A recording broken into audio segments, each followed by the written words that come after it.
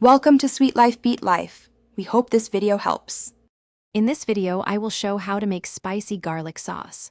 First, gather your essential ingredients: fresh garlic, your choice of chili peppers, and a good quality neutral oil like vegetable or canola.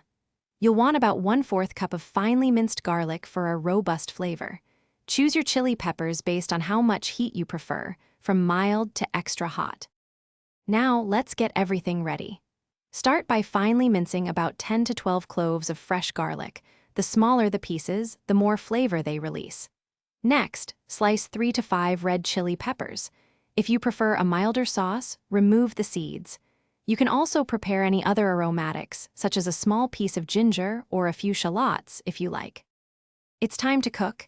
Heat about 1/2 cup of your neutral oil in a small saucepan over medium-low heat. Once warm, add the minced garlic and sliced chilies. Gently sauté them, stirring occasionally until they become fragrant and slightly golden, but not burnt.